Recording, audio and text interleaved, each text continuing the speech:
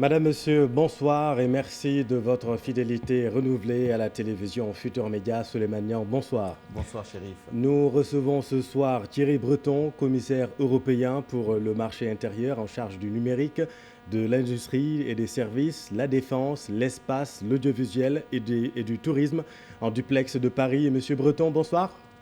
Bonsoir, bonsoir à tous. Nous avons le plaisir également de recevoir Youssou N'Dour, artiste international. Je pouvais m'en limiter là pour vous présenter Monsieur N'Dour, mais dans ce contexte, j'ajoute tout simplement que vous êtes l'initiateur de l'opération Dan Coronavirus, comprenez, combattre le Covid-19. Bonsoir Youssou N'Dour. Bonsoir, Chérif. Merci de votre présence ce soir. Le monde vit une réalité qui semble appartenir à la science-fiction. La pandémie du coronavirus et ses conséquences désastreuses sur l'économie mondiale. De par son caractère exceptionnel, cette catastrophe sanitaire mondiale s'impose dans tous les programmes médiatiques et c'est loin d'être fini. Pardon, chers téléspectateurs, situation oblige. Une fois de plus, le profil de nos invités reflète le caractère multisectoriel de la crise, mais aussi la nécessité d'une collaboration internationale dans la recherche de la panacée. D'abord, je m'adresse à vous, Monsieur Thierry Breton. L'Amérique est le nouvel épicentre de la pandémie qui frappe l'Afrique également, mais on a remarqué que l'Europe paie actuellement un lourd tribut. Est-ce que la situation est toujours sous contrôle là-bas dans votre continent? D'abord, bonjour, bonjour à tous à nouveau et bonjour surtout à tous mes amis sénégalais, qui soient évidemment au Sénégal, mais aussi à tous mes amis de la diaspora.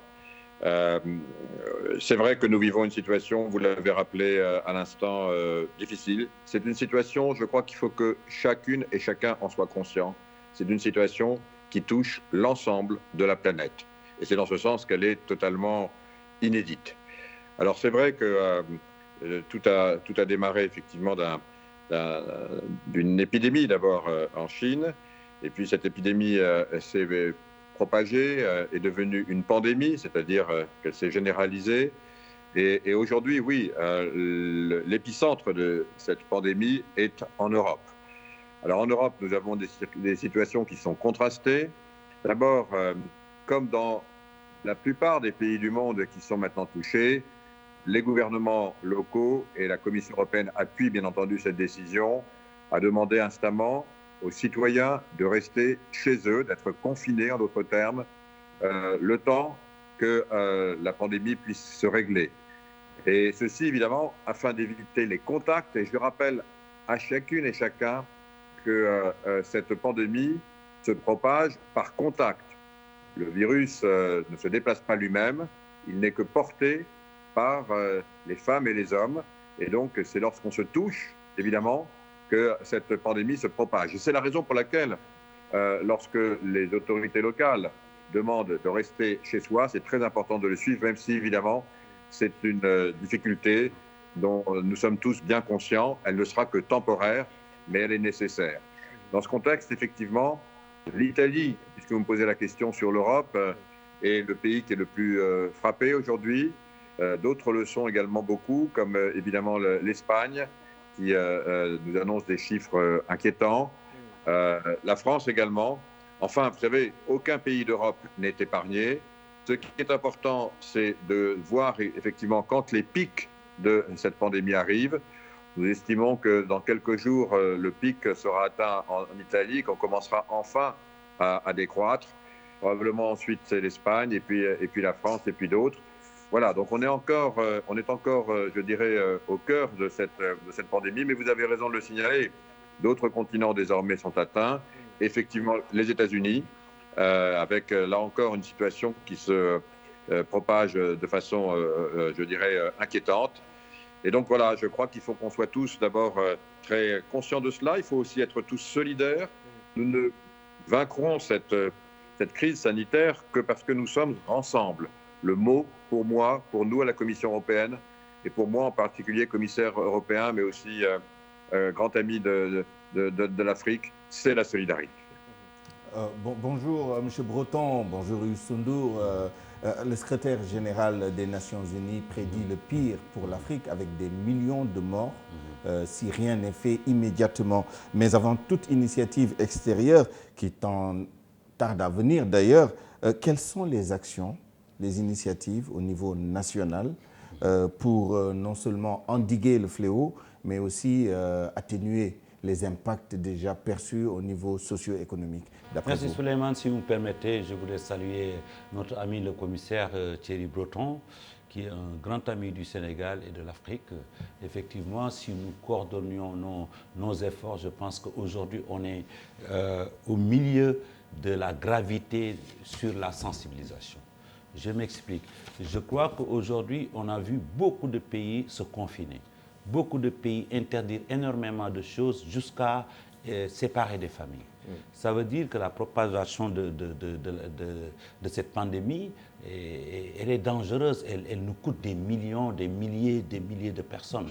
Donc, je crois qu'aujourd'hui, l'Afrique se prépare très bien. En tout cas, ici au Sénégal, nous ne sommes pas en retard. Dans la mesure où, aujourd'hui, nous constatons qu'il y a des mesures qui permettent, en tout cas, de contrôler plus ou moins, en tout cas, les suspects, si on peut les appeler ainsi, parce qu'ils n'ont pas été vraiment directement touchés, mais ils ont eu des contacts.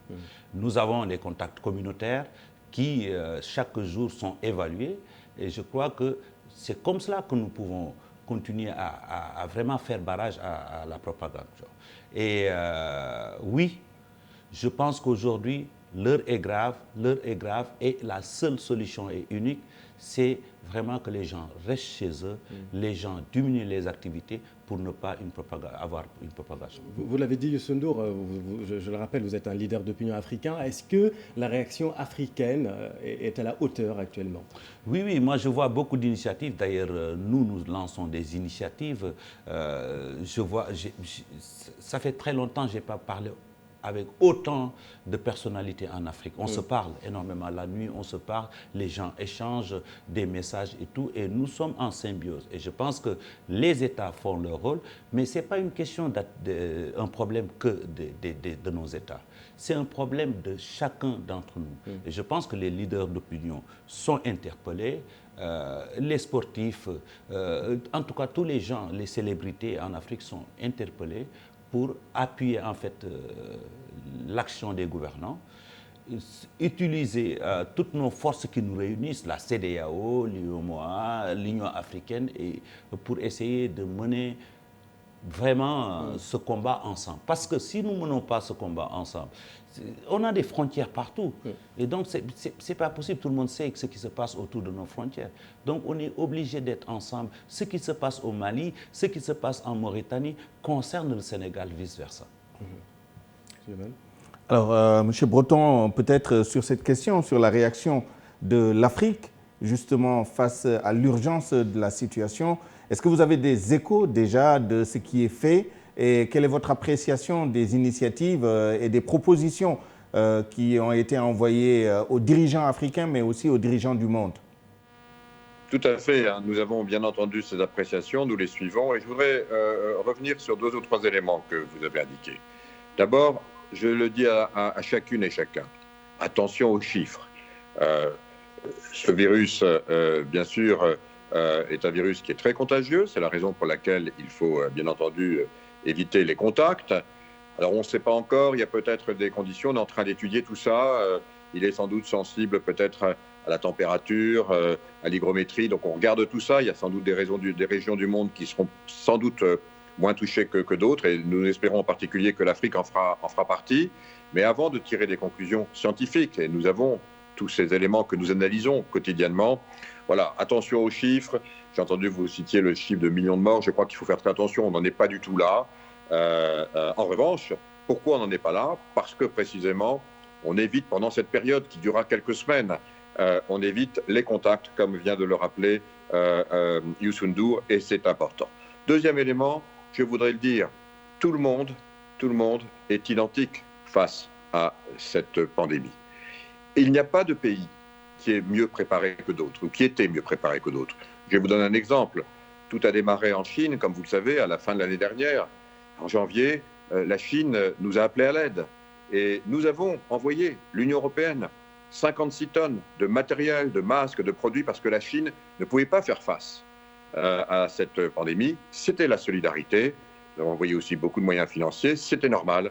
Nous sommes dans un combat planétaire. Pendant la même période, la Chine a réussi à monter sa production de matériel.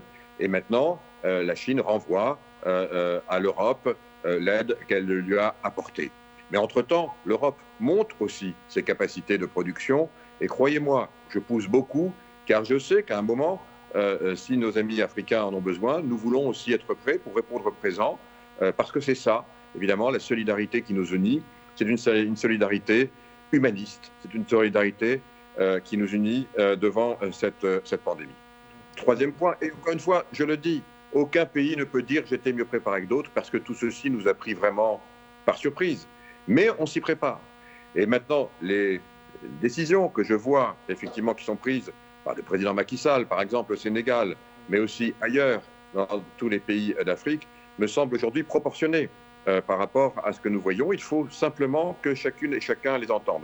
Puis je voudrais ajouter un dernier point. Vous l'avez dit, Youssou N'Dour l'a rappelé, il y a bien sûr des familles qui vont être pendant un certain temps peut-être un peu séparées. Voilà, il faut vivre cet instant, il faut le vivre en solidarité humaine, ça ne durera pas. Mais il faut savoir qu'on doit passer par là. Je pense en particulier aussi à toutes celles et tous ceux qui sont en dehors du Sénégal, qui ont leurs familles qui sont au Sénégal, qui sont confinés. Beaucoup sont confinés en Europe, dans différents pays d'Europe. Ce n'est pas un moment qui est facile. On s'inquiète évidemment. On se téléphone, heureusement. On se parle.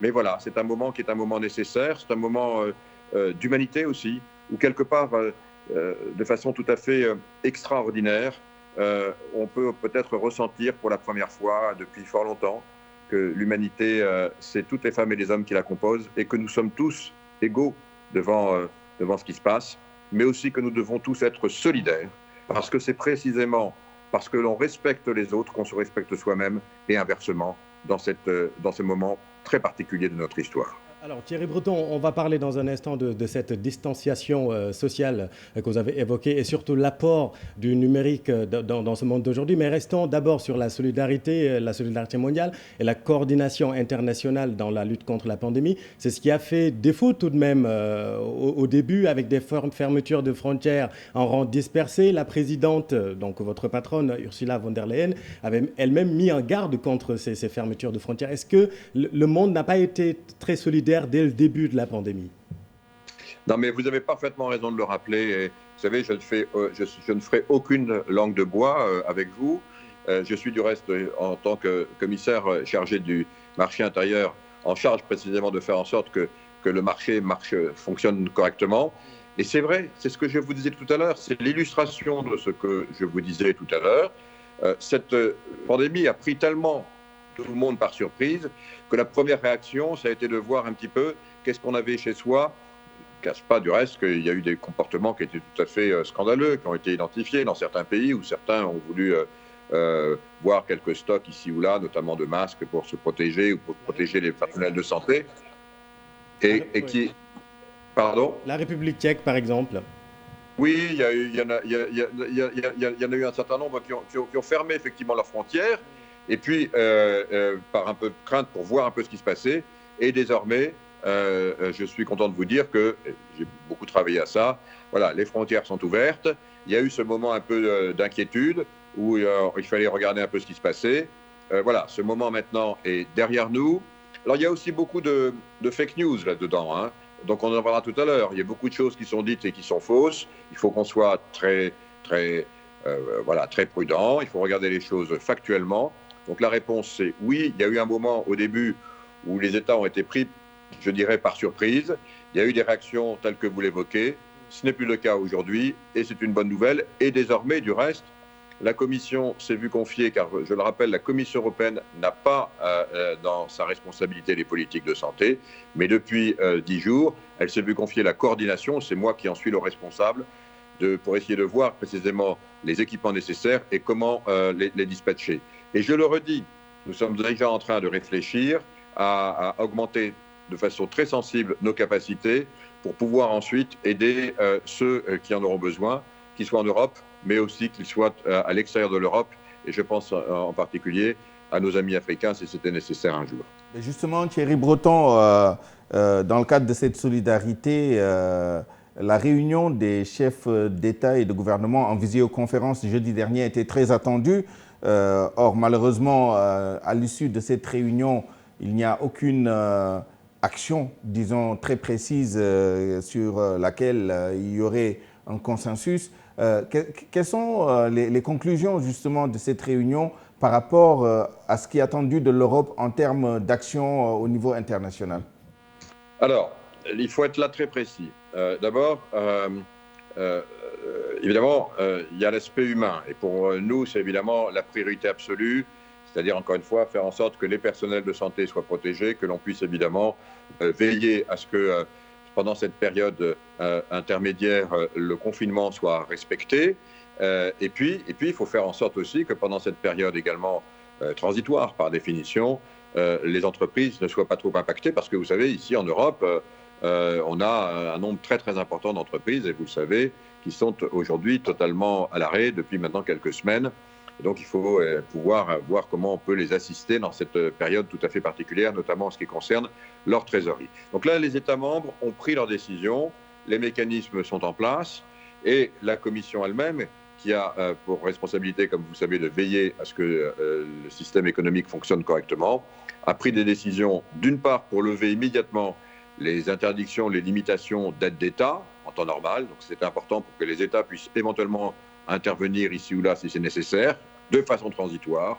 Et deuxièmement, faire en sorte aussi que les fameuses règles du pacte de stabilité, vous savez, ces fameux 3% de limite de déficit, eh bien, n'est plus court. C'est une disposition exceptionnelle du pacte de stabilité qui permet de le faire dans des cas évidemment de force majeure, et évidemment nous sommes dans un cadre de force majeure. Donc ça, en moins d'une semaine, la Commission a pris ces décisions, et désormais les États maintenant sont en train de voir bien quels moyens il va falloir mettre sur la table, si je puis dire, pour pouvoir financer ces plans.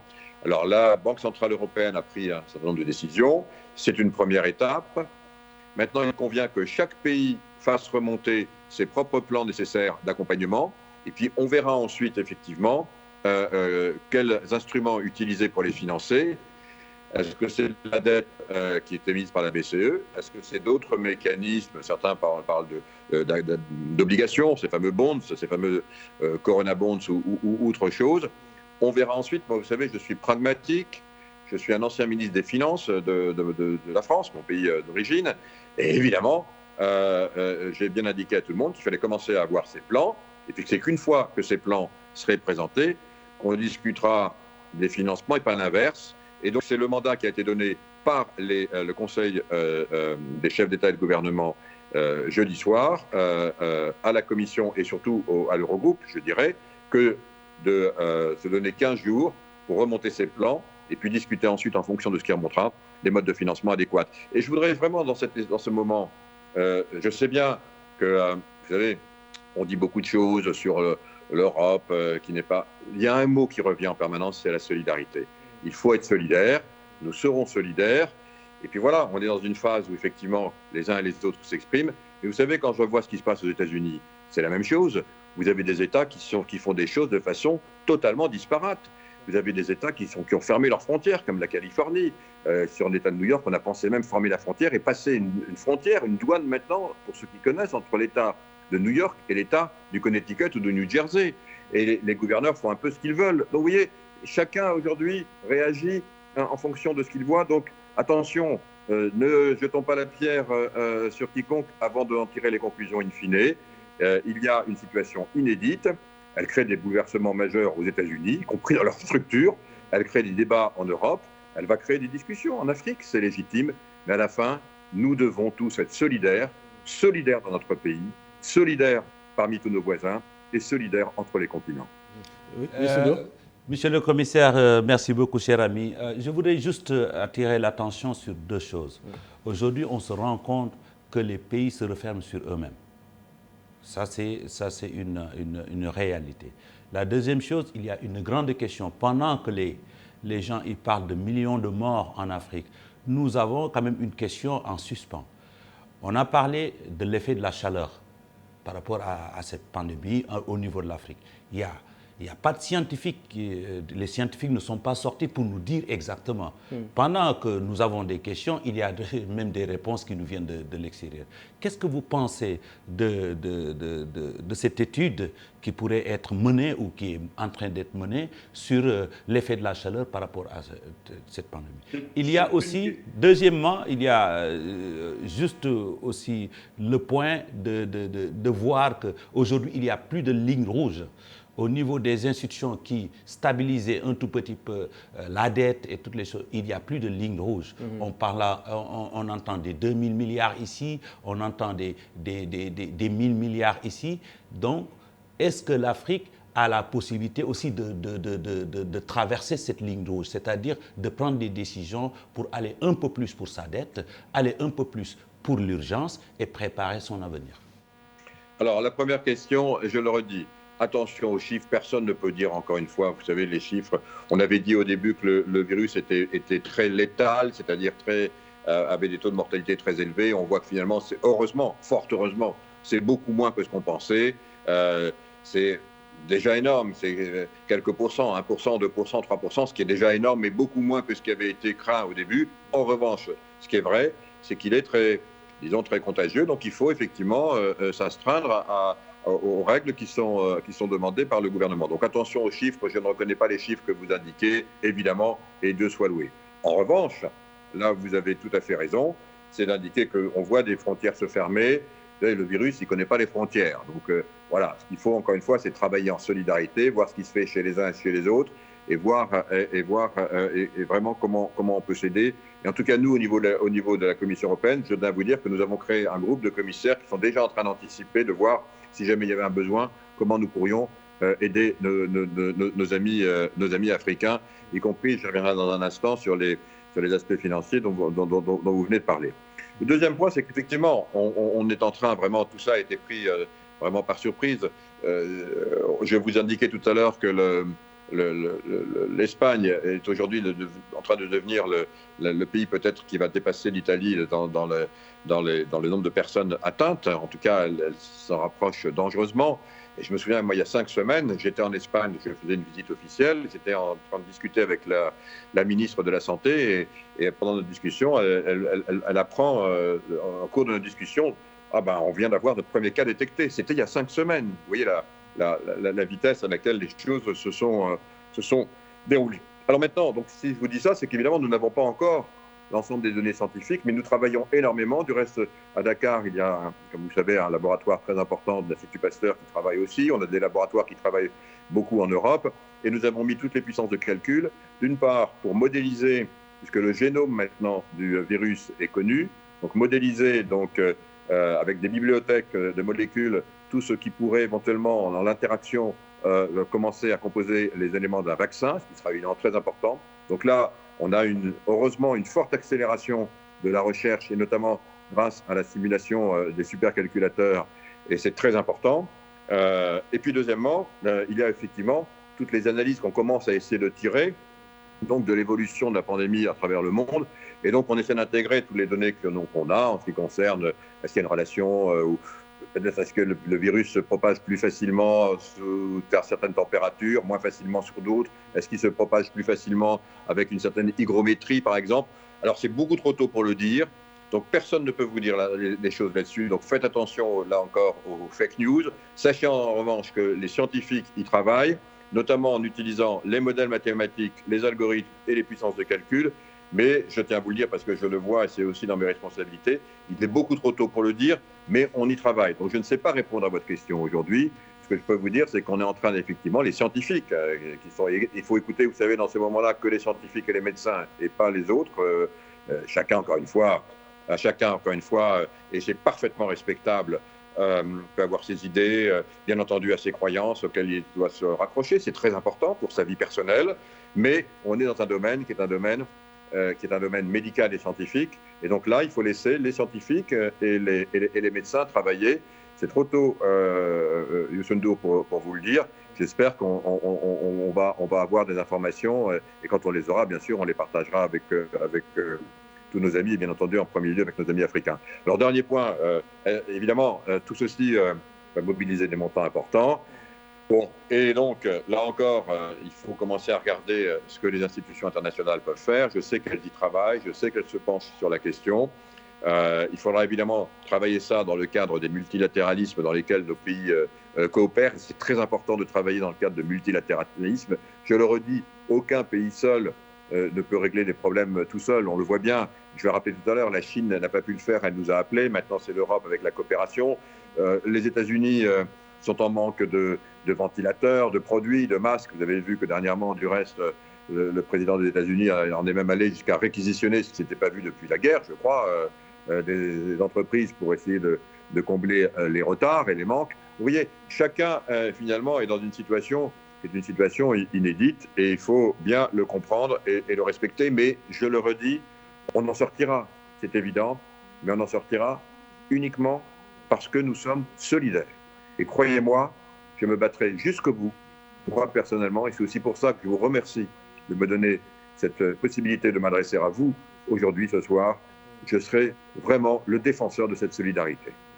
Les réquisitions de masques, rappelez également qu'on l'a vu aussi en France avec le président Macron. Rappelez également qu'à Dakar, nous avons l'Institut Pasteur, mais aussi maintenant l'IRSF qui participe à cette lutte. Youssou N'Dour, je m'adresse à vous justement pour rester sur la dette. Est-ce que, à l'image du président de la République Macky Sall, le FMI et la Banque mondiale ont tous suggéré la suspension, en tout cas le différement de cette dette? Est-ce que vous appelez à la suspension de cette dette, vous aussi, en tant que leader d'opinion africain?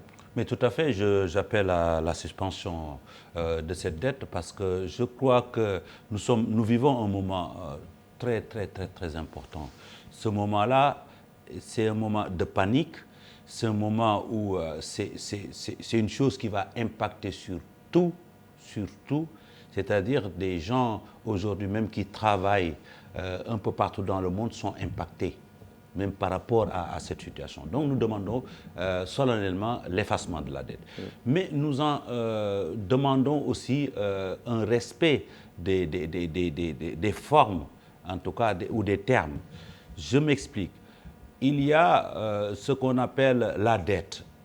Et chaque fois qu'un pays dépasse un pourcentage, c'est-à-dire 70% ou 80%, on vous arrête, on vous dit que vous n'avez pas le droit d'emprunter un peu plus. Et aujourd'hui, j'ai comme l'impression que depuis les États-Unis à la France, au Sénégal, où j'entends les chefs d'État annoncer des chiffres, nous allons au-dessus, en tout cas, de ces plafonds-là. Je voudrais voir, est-ce qu'aujourd'hui, ces règles existent toujours ? Pour qu'un pays décide de mettre 2000 milliards de dollars, un autre décide 2000 milliards d'euros, 2000 milliards de francs CFA, j'aimerais bien avoir vraiment une réponse par rapport à cela. Est-ce que les lignes ont bougé? Justement, M. Thierry Breton, quel est votre point de vue sur la question? Nous savons que vous avez beaucoup travaillé sur la question de la dette dans le sens de sa limitation en temps normal. Mais maintenant qu'on est en temps de crise, quelle est votre doctrine sur la question de la dette? Est-ce déjà, la suspension du remboursement du service de la dette en général et le recours à la dette pour faire face à la situation actuelle sont pour vous des solutions? Alors, d'abord, je ne vais pas, encore une fois, me défausser, mais je parle ici en une double qualité. D'abord, bien entendu, ma qualité de commissaire européen, qui est ma légitimité. Et donc, je ne parle que pour l'Europe et je me garderai bien de donner des recommandations ou des conseils à quiconque. J'estime que ce n'est simplement pas mon devoir. Même si je peux avoir mes idées personnelles, vous me permettrez de les garder pour moi, car je suis effectivement un personnage public dans le cadre de mon expression, y compris devant vos téléspectateurs ce soir. Et donc je sais respecter ceci et garder les limites qui sont attachées à mes fonctions. Ceci étant rappelé, vous avez parfaitement raison de dire que lorsque j'étais ministre des Finances, j'ai toujours été attentif à ce que l'on respecte les règles qui étaient les nôtres, parce que c'est des règles du vivre ensemble. Je suis pour le vivre ensemble. Et je sais qu'un pays seul n'y arrive pas, et donc c'est très important de vivre dans une solidarité, dans un multilatéralisme, quel qu'il soit subsaharien, qu'il soit international, qu'il soit dans des règles mondiales. C'est très important de vivre dans ces règles et de les respecter, parce que c'est comme ça, effectivement, qu'une économie peut se développer de façon prospère et solide. Ceci étant dit, nous l'avons rappelé tout à l'heure, nous sommes dans une période tout à fait exceptionnelle. Et donc, à cette période exceptionnelle, conditions et situations exceptionnelles, et donc négociation, il faut évidemment deux choses. Et c'est pour ça que je vous ai rappelé tout à l'heure la méthode que nous prenions, que je prenais moi-même en Europe. D'abord, bien voir les plans, essayer de calibrer les plans qu'il convient de mettre en place. Deuxièmement, les chiffrer. Troisièmement, voir quand on les déroulera, et notamment quand on sortira de cette crise, si on y rentre. Et quatrièmement, voir ensuite la sortie de crise, comme on dit en anglais, l'exit stratégie, la stratégie de sortie, avec évidemment un certain nombre ensuite d'engagements qui devront être pris pour revenir progressivement à une normalité.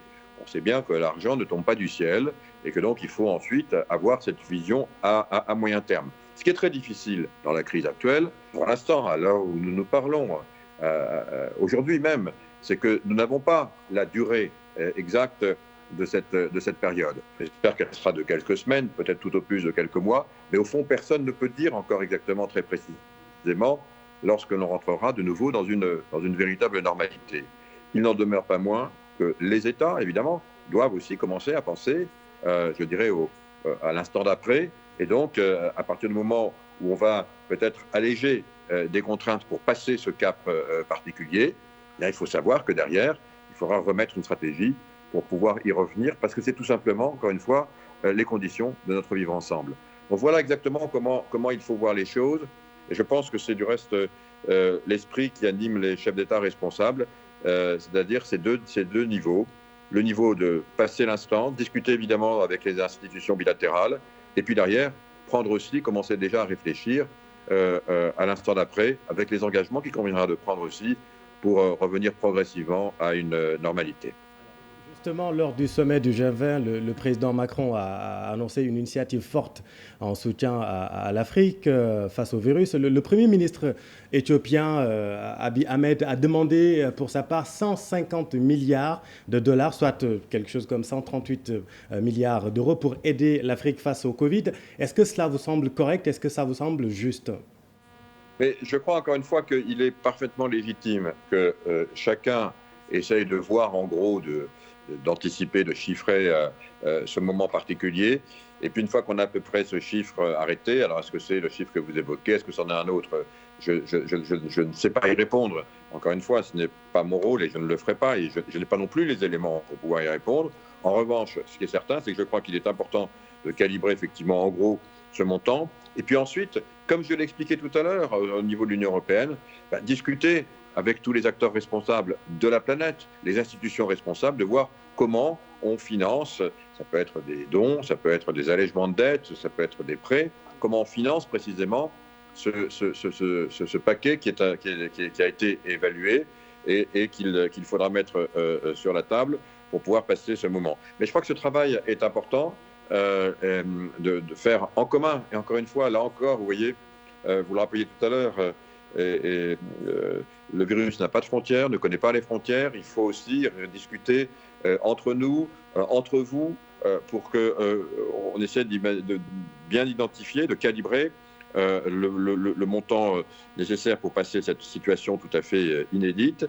Et derrière, évidemment, discuter des modalités de son financement avec tous ceux qui sont associés et qui voudront le faire dans un esprit de solidarité, dans un esprit de partenariat. Et ils sont nombreux en Afrique et l'Europe en premier. Alors, M. Breton, vous l'avez évoqué tout à l'heure, l'Eurogroupe s'est donné 2 semaines à compter de jeudi dernier pour recevoir les plans nationaux. Et c'est à la même période à peu près que les réunions du printemps de la Banque mondiale et du FMI auront lieu. Ça fait 2 semaines, sinon plus, pour vraiment arriver avec les gros paquets. Mais immédiatement, puisque le virus progresse de façon tout à fait exponentielle, c'est des milliers de cas par jour. Dans l'immédiat, à l'image de ce qui s'est fait avec le Maroc et la Tunisie qui ont reçu des centaines de milliers d'euros de l'Union européenne, quels sont les mécanismes urgents, immédiatement applicables pour l'Afrique? Bon, il y a des mécanismes qui existent, j'en ai parlé du reste avec mes collègues qui sont plus en charge de cette question. Ils sont en train de les regarder. La question, c'est de voir un peu si, du reste, il y avait des lignes qui n'avaient pas été utilisées, qui peuvent être mobilisées. Donc là, je ne vais pas rentrer dans le détail, mais sachez qu'il y a des réflexions qui sont menées très rapidement en ce moment pour voir s'il y avait un besoin, comment venir en aide. Mais vous avez évoqué le deuxième point qui est important, évidemment, et je le rappelle, c'est les réunions de printemps qui vont avoir lieu très prochainement. Et il est évident qu'il faut arriver à ces réunions de printemps, et moi je pense que évidemment, je n'ai aucun conseil à donner à quiconque, mais je pense que plus on arrive unis dans ce type de réunion, j'en ai participé moi-même en tant que ministre des Finances à de très nombreuses, plus audible on est, plus clair on est, plus convaincant on est. Donc je pense que ce qui est important, c'est d'arriver effectivement à ces réunions de façon plus coordonnée et pouvoir ainsi discuter clairement, soit avec des institutions comme la Banque mondiale ou comme le FMI, de façon plus efficace, parce qu'évidemment, ce qui importe maintenant dans cette situation, c'est l'efficacité. Et c'est évidemment, je pense, ce qui va être fait par les ministres, et notamment par les ministres africains concernés. Youssou N'Dour, c'est un drame qui se joue en mondovision. Vous voulez rajouter quelque chose? Oui, je voudrais juste rajouter le fait que rien ne sera plus comme avant. Je crois que les Africains, en tout cas beaucoup d'Africains aujourd'hui sont en train de s'organiser pour appuyer les grandes décisions des gouvernants, parce qu'il faut comprendre que ce problème-là réveille en tout cas tout le monde. Et je crois que ce que nous avons vu autour de ce fléau, où les gens sont vraiment même perdus sur la direction à prendre pour aller chercher de l'aide ou être soutenus, voient qu'il faut une nouvelle donne entre l'Afrique et l'Europe. Ça, moi, je suis convaincu qu'il y a énormément de choses aujourd'hui. Cette population qui est 65% moins de 25 ans, qui a besoin d'emploi, qui a besoin de beaucoup de choses, qui est capable de fournir énormément de choses, il faut une nouvelle donne de cette relation-là. Je crois qu'elle est très importante. L'autre chose, c'est encore la dette. Et je suis sûr d'une chose, que ce n'est pas seulement les gouvernants qui demandent l'annulation de la dette. C'est en fait le peuple africain qui demande, par ses branches, par ses activistes, par ces gens engagés qui demandent l'effacement de la dette et une nouvelle reconfiguration des termes qui permettent à chacun de s'en sortir. Vraiment, nous n'en sommes pas là encore. Nous en sommes à la sensibilisation. Je tiens à dire que nous ne sommes pas épargnés et que les Africains doivent vraiment faire attention et prendre en compte les recommandations de nos gouvernants et de nos ministères de santé, mais le débat, il va commencer dès le lendemain de ce drame-là pour une nouvelle configuration. Voilà ce que je voulais dire, cher ami. Oui. Antonio Guterres l'a dit, les pays les plus industrialisés ont l'obligation d'aider les pays du Sud. Mais je m'adresse à vous, Thierry Breton. Est-ce que aider l'Afrique dans ces circonstances, c'est aussi se parer contre une probable prochaine poussée de l'immigration irrégulière? Parce que si la crise accentue la disparité économique entre le Nord et le Sud, l'Europe sera toujours vue comme l'Eldorado par les jeunes. Est-ce que ça aussi, ce n'est pas un risque? Vous savez, vous me connaissez depuis un certain temps et M. Youssou N'Dour aussi.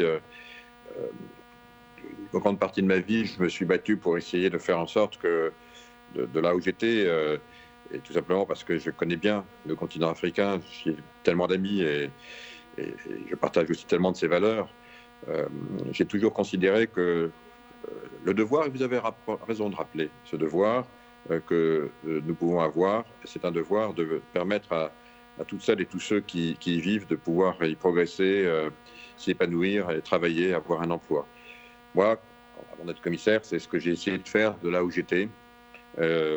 Parce que je pense que c'est ce que tous les jeunes auxquels vous faites allusion méritent. Vous savez, et on peut leur donner du travail localement, c'est toujours mieux que d'essayer d'aller dans un autre endroit où, soi-disant, l'herbe est plus verte. Elle n'est pas toujours plus verte.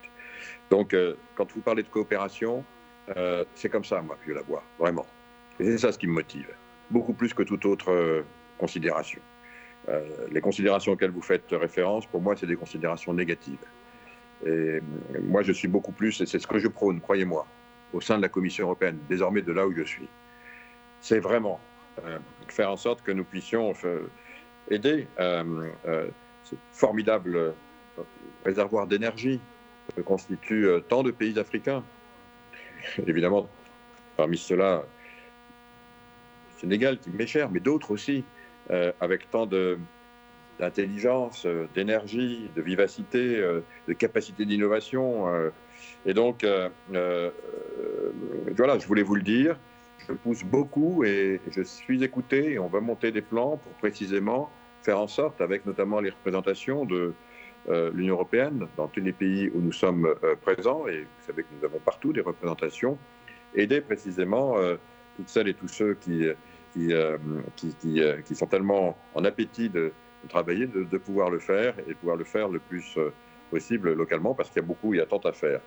Voilà, donc c'est évidemment ce qui me motive et ce qui doit motiver toutes nos décisions, plutôt que d'autres qui sont des décisions négatives. Je voudrais dire aussi que pendant cette période, et je suis tout à fait d'accord avec ce qu'a dit M. Youssou N'Dour, les choses ne seront plus comme avant.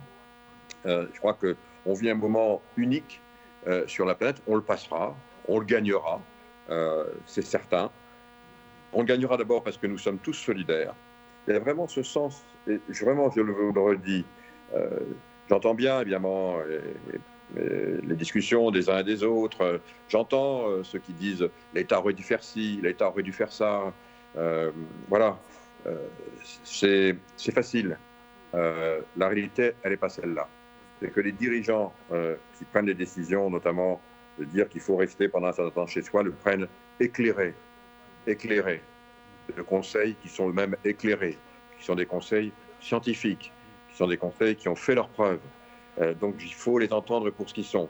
Deuxièmement, j'entends aussi toutes les velléités un peu populistes, ici et là. Je les respecte, mais très sincèrement, dans des situations comme celle-ci, je crois que ce qui compte surtout, c'est que nous ayons collectivement une approche qui soit identique, globale, et c'est comme ça que l'on s'en sortira. Et puis le dernier point, c'est que, évidemment, je sais qu'on voudrait continuer à être ensemble, on voudrait continuer pour beaucoup de nos amis, de mes amis africains, continuer aussi à se voir, à communier ensemble, à partager aussi des moments de communion qui sont importants pour les vies personnelles et la vie collective. Là aussi, il faut, juste pendant cette période, qui ne durera pas éternellement, savoir écouter ce que nous avons vu, ce que nous avons appris de l'évolution de cette pandémie au cours maintenant des 4 ou 5 derniers mois, pour nous en sortir le plus rapidement et le mieux possible. Et puis, dernier point, c'est vrai que, vous voyez, dans une période comme celle-ci, eh bien, les bonnes volontés se révèlent. Elles se révèlent localement. Vous allez voir des gens formidables, admirables, qui se battent pour d'autres. Vous allez voir des voisins qui ont des comportements respectables que vous n'aviez peut-être pas identifiés. Vous allez découvrir aussi ce que la nature humaine a de meilleur. Parce que c'est dans les moments difficiles que ça se révèle. Et c'est parce qu'on saura s'appuyer sur cela qu'on ressortira ensemble, plus fort, et je dis bien ensemble. Thierry Breton, je pense que cette crise révèle aussi l'importance d'un certain nombre de problématiques que vous avez évoquées et dont vous avez la charge aussi en tant que commissaire européen. C'est l'importance de la transition écologique, mais surtout de la transition numérique. Les technologies, comment sont-elles appliquées en cette période de crise? En quoi elles peuvent être utiles pour maintenir le lien social et la continuité pédagogique? Quelle est votre vision sur ces deux aspects-là? Et je prolonge la question de Souleymane. En Europe, vous plaidez pour l'utilisation des données des opérateurs pour analyser et anticiper la propagation des épidémies. Est-ce que vous pouvez nous expliquer? Oui, alors je vais prendre déjà le second point et puis je vais revenir le premier.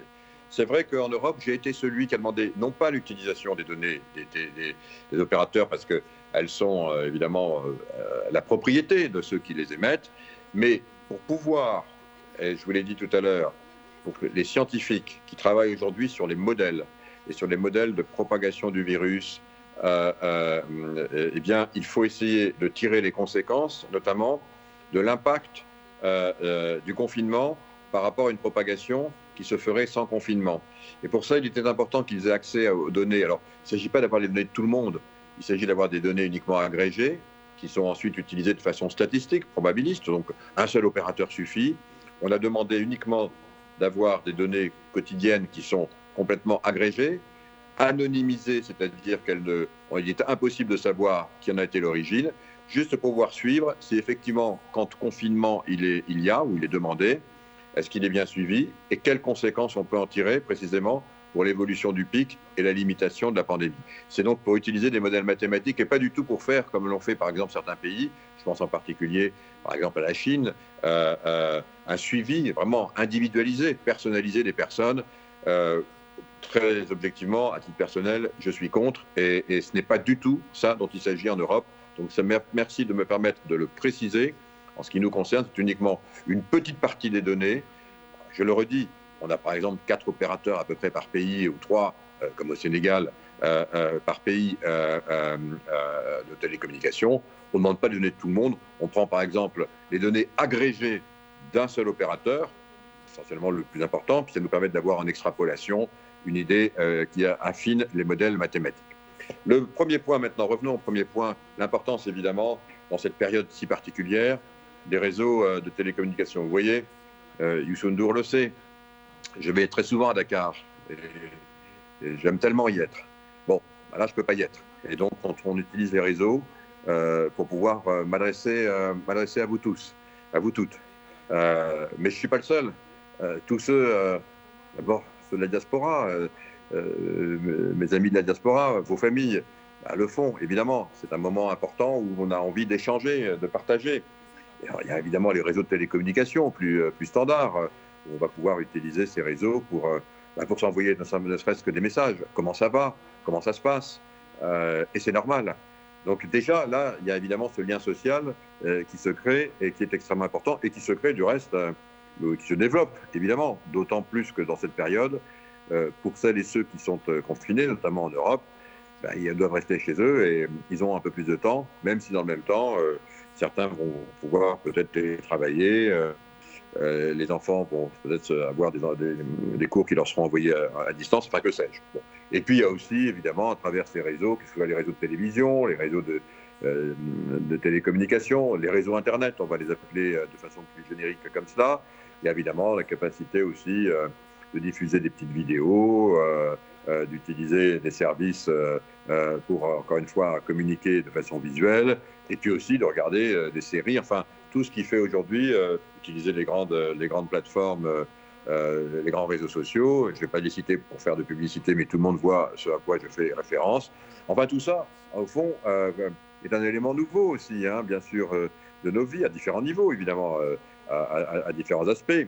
On commence évidemment par la téléphonie mobile, qui est un lien maintenant extrêmement important, et puis ça remonte progressivement à ces services qui sont de plus en plus évolués. Mais ce qui est important, c'est que quels que soient les services qui sont supportés par ces réseaux, du simple coup de fil téléphonique qui est très important, à des réseaux un peu plus sophistiqués, dans des moments comme ça, où par définition, pendant un certain temps, et je le répète, ce temps ne sera pas trop long, mais pendant un certain temps, on évite de trop se déplacer en foule, on évite de se toucher, on reste plutôt localisé à un même endroit pour éviter que si jamais, par malheur, le virus était quelque part, on ne l'attrape. Voilà, on reste pendant quelques semaines comme ça, on n'utilise plus ces réseaux, donc il faut que ces réseaux tiennent bien. Bon, je sais en particulier qu'au Sénégal, ils sont très solides. Je suis bien placé pour le savoir, comme vous savez. Je ne vais pas rappeler quel est ce que je faisais auparavant, mais je connais parfaitement les réseaux du Sénégal, bien entendu, sans faire de publicité à quiconque, l'ensemble des opérateurs. Et ils sont solides, ils vont soutenir, mais c'est vrai qu'il faut aussi qu'il y ait un peu de la part de ceux qui utilisent ces réseaux. Je ne parle pas des utilisateurs, hein. Je parle, eux, il faut leur donner toute la bande passante, toute la capacité pour pouvoir le faire, parce que c'est quasiment un service dans ces moments-là d'intérêt général. Donc il faut vraiment que cette disponibilité soit là.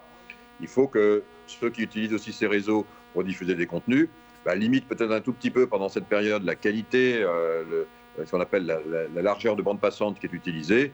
C'est pour ça que j'ai pris l'initiative, par exemple en Europe, d'appeler moi-même ceux qui utilisent le plus de bandes passantes sur ces réseaux en Europe, c'est Netflix et YouTube, pour ne pas les citer. À eux deux, ils utilisent plus d'un tiers de l'ensemble de la bande passante disponible.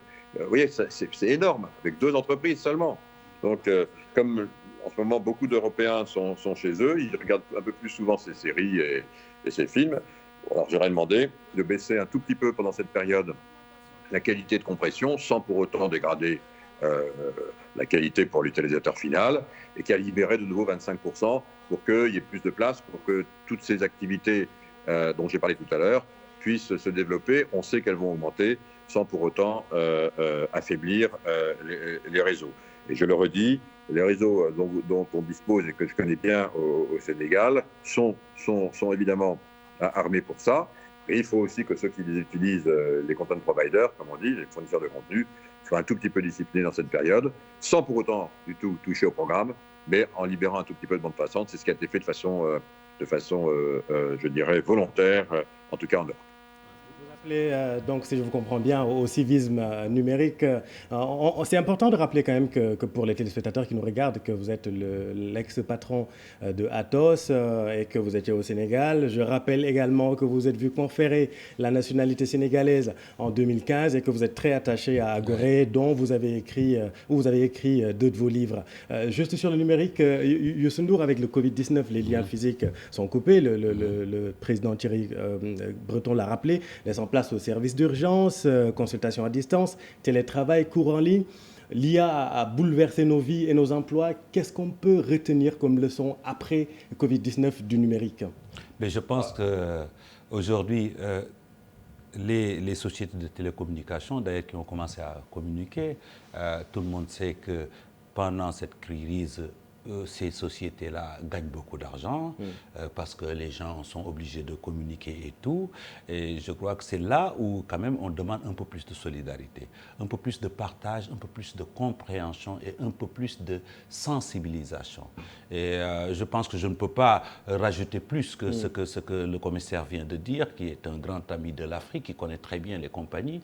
Mais je pense qu'il faut pousser et que ces compagnies-là, qui gagnent beaucoup d'argent quand même, il faut le reconnaître actuellement, puissent vraiment s'ouvrir un peu plus et écouter et jouer leur partition au vrai sens du mot, ce qui est le cas. Ici, j'ai vu que nos sociétés commencent à bouger, mais ils peuvent encore... Mais vous demandez plus. Oui, je demande plus. Mais nos médecins prédisent, si l'évolution de la maladie continue au même rythme, un probable confinement total dans 2 à 3 semaines. Est-ce que dans ces conditions-là, vous pensez que les connexions numériques peuvent remplacer les connexions sociales telles qu'on les connaît dans nos sociétés? Est-ce que c'est quelque chose de possible? Oui, je pense que c'est possible de toutes les manières. Si on interdit aux gens de bouger ou d'aller voir leur famille et autres, je pense que la seule et unique solution aujourd'hui que les génies ont créée, ce sont les sociétés de télécommunications, le système. Et il faut tout faire, c'est une anticipation qu'il faut. Je pense que chaque pays doit se préparer aussi, pas seulement par ses scientifiques au niveau médical, mais aussi dans les autres domaines. Et je pense que les nouvelles technologies doivent encore mieux se préparer, beaucoup plus se préparer éventuellement.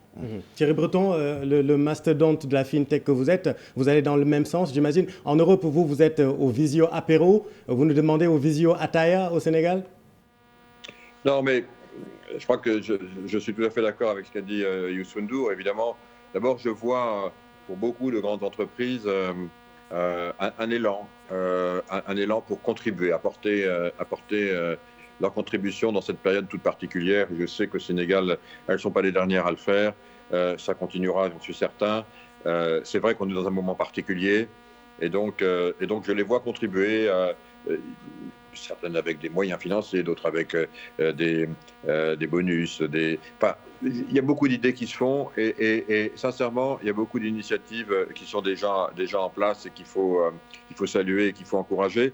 Ça revient à ce qu'on disait tout à l'heure, cet esprit un peu nouveau d'une grande solidarité, j'allais presque dire de confraternité entre les uns et les autres, y compris entre les grandes entreprises, les petites. Vous savez, il faut aussi que les petites entreprises, les PME qui sont associées aux plus grands groupes, voilà, il faut aussi qu'elles continuent à vivre, il faut que les grands groupes les payent à temps, il faut que toute cette solidarité, cette chaîne de solidarité, elle doit s'exprimer d'abord dans l'écosystème dans lequel les entreprises opèrent, et puis aussi par rapport aux services qu'elles offrent aux usagers et plus généralement aux populations, qu'elles en tiennent compte. Et je sais qu'elles en tiennent compte, et en particulier ici au Sénégal. Mais effectivement, je sais aussi, connaissant bien Youssou N'Dour, qu'il saura le leur redire et le leur rappeler, et c'est normal. Voilà. Alors maintenant, est-ce qu'il faut aller plus loin? Je voudrais d'abord redire que personne ne sait, encore une fois, chaque pays va avoir sa propre logique par rapport à ce qu'il voit de la propagation du virus. Donc je ne sais pas s'il y aura un confinement qui sera demandé de façon plus générale dans tel ou tel pays de la sous-région. C'est trop tôt pour le dire.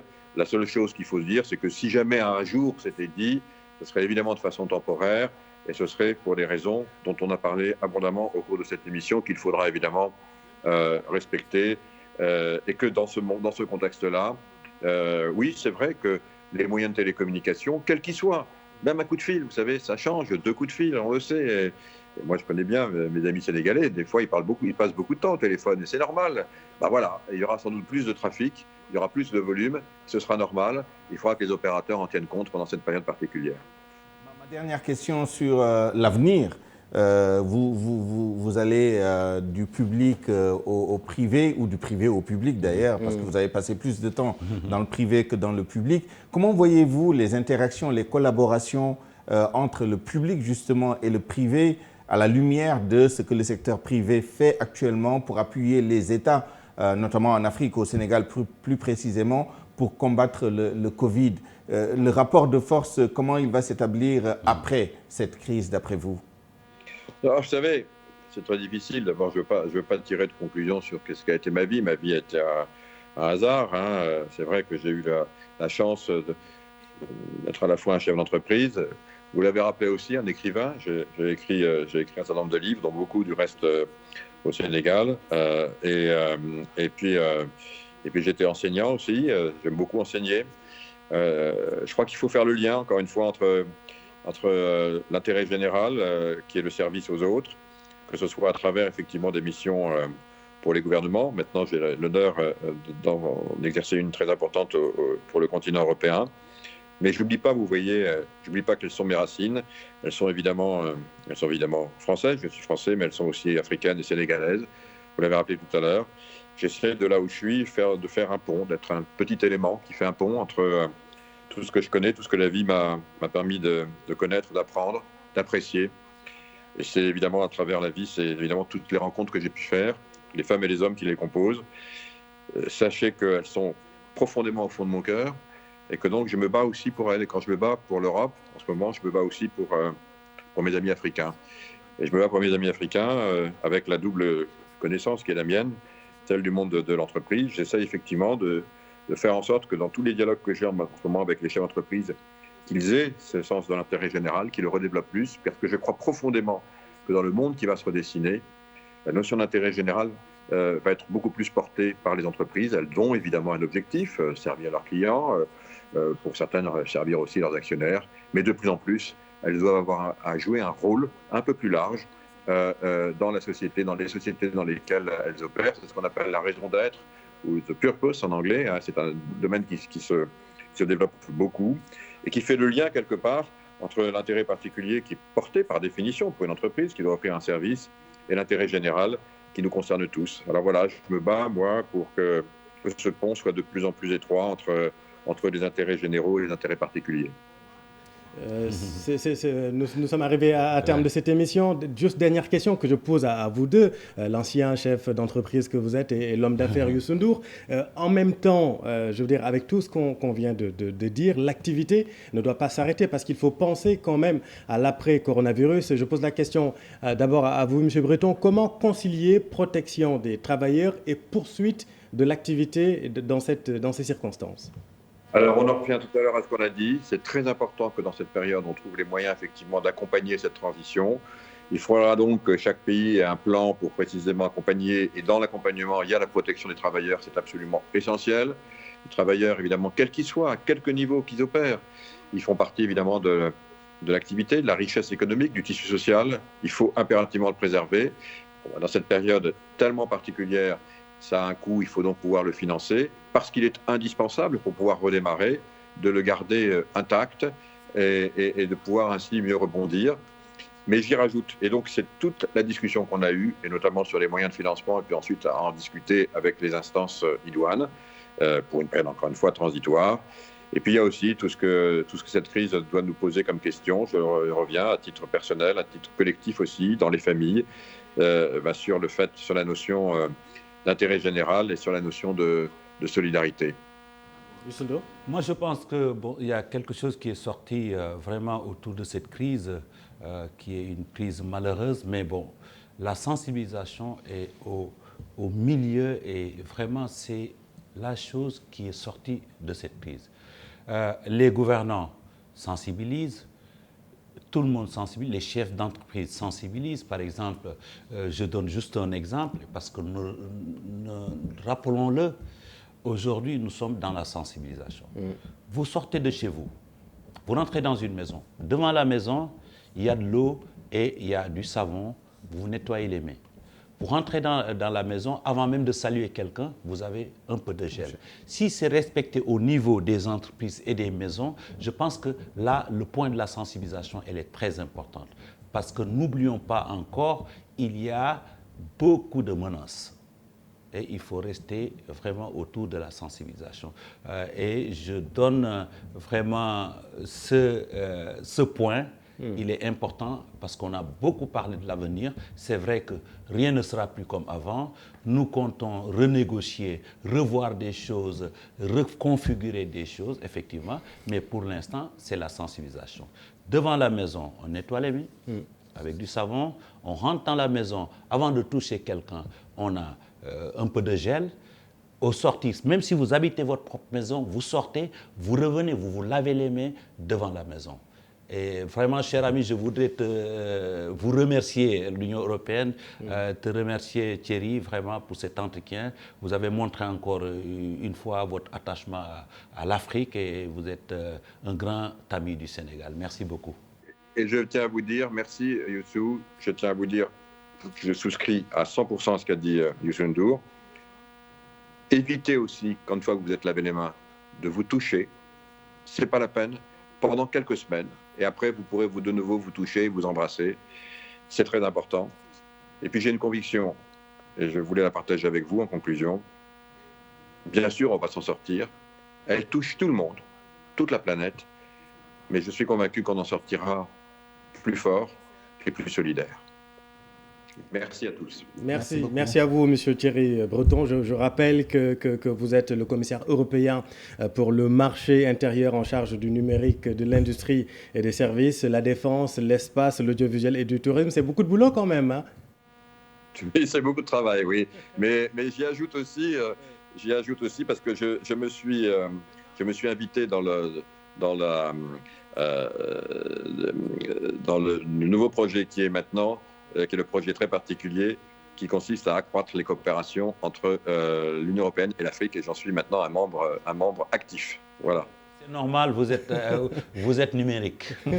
Merci. Merci à vous, Youssou N'Dour, également, d'avoir accepté notre invitation. Merci beaucoup, Souleymane. Merci à vous. Merci à vous, chers téléspectateurs, de nous avoir suivis. L'info continue, la sensibilisation est de mise, bien évidemment, sur la télévision Futur Média. Restez avec nous, vous êtes au bon endroit. Bonne soirée.